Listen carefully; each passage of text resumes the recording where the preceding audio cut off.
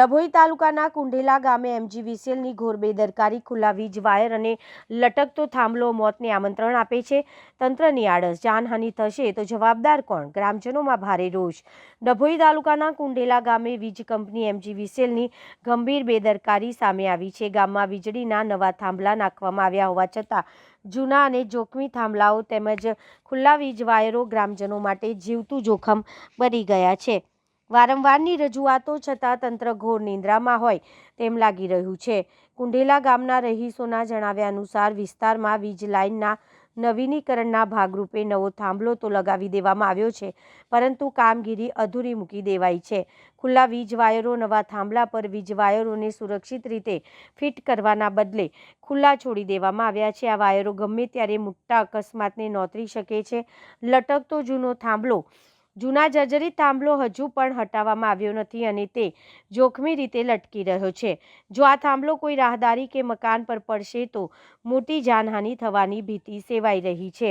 વીજ કરંટનો ભય, ખુલ્લા વાયરો અને નીચા લટકતા જોડાણોને કારણે પશુઓ કે બાળકોને કરંટ લાગવાની શક્યતાઓ વધી ગઈ છે। તંત્રની બેદરકારી સામે સવાલો, ગામના જાગૃત નાગરિકોએ આ બાબતે અનેકવાર એમજીવીસીએલના અધિકારીઓને લેખિત અને મૌખિક રજૂઆત કરી છે, છતાં અધિકારીઓ દ્વારા હજુ સુધી કોઈપણ પ્રકારની નક્કર કામગીરી કરવામાં આવી નથી। ગ્રામજનો પૂછી રહ્યા છે કે જો આ ખુલ્લા વાયરોના કારણે કોઈનો જીવ જશે તો તેનું જવાબદાર કોણ? શું તંત્ર કોઈ મોટી દુર્ઘટના સર્જાય તેની રાહ જોઈ રહ્યું છે? લોકોના ટેક્સના પૈસાથી ચાલતું તંત્ર પ્રજાની સુરક્ષા માટે આટલું ઉદાસીન કેમ છે? ગ્રામજનોની માંગ। ડભોઈ તાલુકાના કુંઢેલા ગામના લોકોની માંગ છે કે એમજીવીસીએલના ઉચ્ચ અધિકારીઓ તાત્કાલિક સ્થળની મુલાકાત લે અને યુદ્ધના ધોરણે આ ખુલ્લા વાયરોનું સમારકામ કરાવી જોખમી થાંભલાને દૂર કરે। જો વહેલી તકે નિરાકરણ નહીં આવે તો આગામી સમયમાં ગ્રામજનો દ્વારા ઉગ્ર આંદોલનની ચીમકી પણ ઉચ્ચારવામાં આવી છે। કુંઢેલા કાલુભાઈ ની દુકાન પર જે થાંભલો છે જીબીનો, એ વર્ષો જૂનો છે, એ બદલવા માટે અધિકારી થાંભલો બી નાખ્યો છે, પણ એ થાંભલો બી નમી ગયેલો છે ને ઉપરથી સપોર્ટ બંને થાંભલો આપેલો છે અને 10 કનેક્શન છે, જીબી વાયર બધા નીચા છે અને ટેપ મારેલ નથી।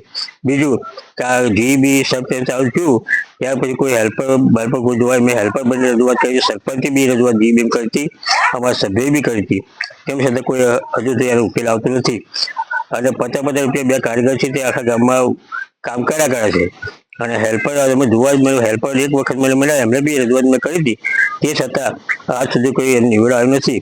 તો આપ સાહેબ, અમારી દુકાન છે, દુકાન આગળ કસ્ટમર વારંવાર આવે છે, ઘર ઉપર કંઈક ભડકો થાય, વાંદર બાંદર કૂદે તો કંઈક નુકસાન થાય એની જવાબદાર કોણ સાહેબ? જે તે યોગ્ય કરી નિકાલ લાવશો।